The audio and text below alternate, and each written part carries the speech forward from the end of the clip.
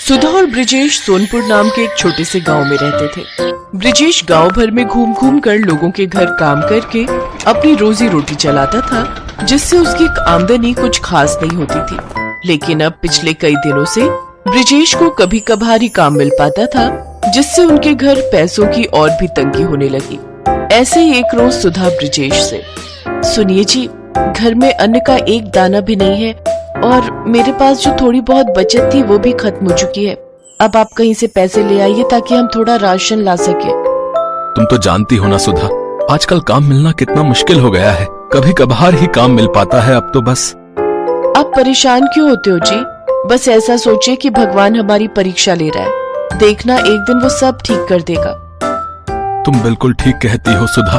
अच्छा, मैं कुछ काम ढूंढने के लिए जाता हूँ। ब्रिजेश बाहर जा ही रहा होता है कि तभी एक बड़ी सी कार उनके दरवाजे के सामने आकर रुकती है, जिसमें से एक औरत हाथ में साल भर का बच्चा लिए अपने पति के साथ कार से उतरती है। कार की आवाज से सुधा भी बाहर आ जाती है। सुधा देखती है तो सामने उसकी बड़ी बहन निहारिका खड़ी होती है। निहारिका दीदी, आप यहाँ? सब ठीक तो है ना? नहीं सुधा, कुछ भी ठीक नहीं है। दरअसल मुन्ने की तबीयत पिछले 1 महीने से बिल्कुल भी ठीक नहीं है। शहर के बड़े से बड़े डॉक्टर को दिखा लिया, लेकिन सबका एक ही कहना है कि वंश को कुछ दिन के लिए गांव के खुले वातावरण और ताजी हवा में रखना होगा, तभी ये पूरी तरह ठीक हो पाएगा। हाँ सुधा, और हमारे सभी रिश्तेदारों में एक तुम ही हो जो गांव में रहती हो, इसीलिए हमें सीधा तुम्हारा ख्याल आया।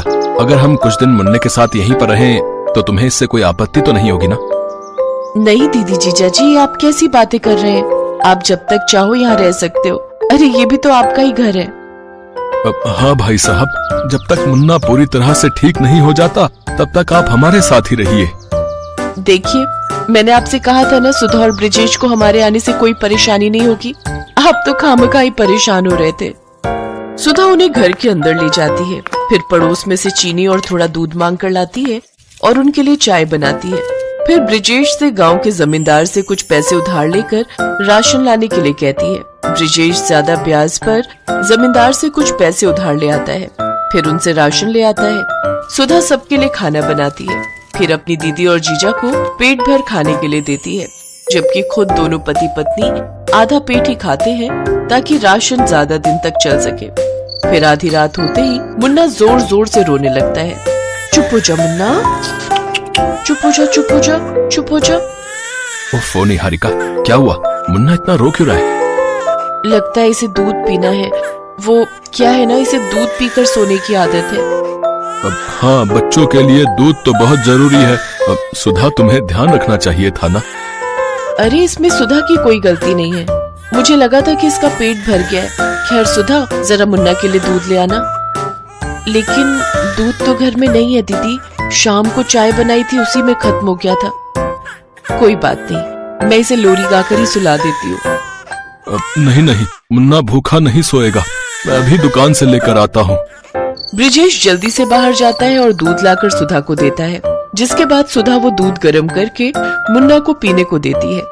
ऐसे ही एक रोज तेज बारिश हो रही होती है, जिसे देख आयुष कहता है, वाह, आज तो गर्मा गर्म चिकन बिरयानी खाने का जी कर रहा है।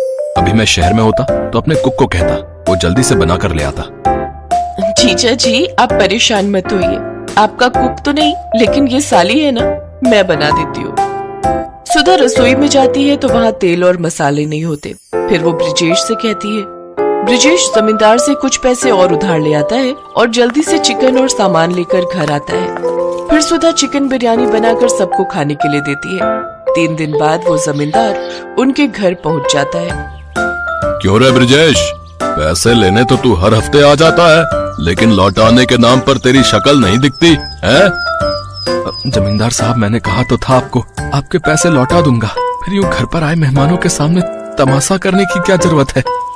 अच्छा, अपने मेहमानों को कर्जे पे लिए हुए पैसों से जब तू खाना खिला रहा है, मुर्गियां खिला रहा है, तब तेरी इज्जत कम ना होती?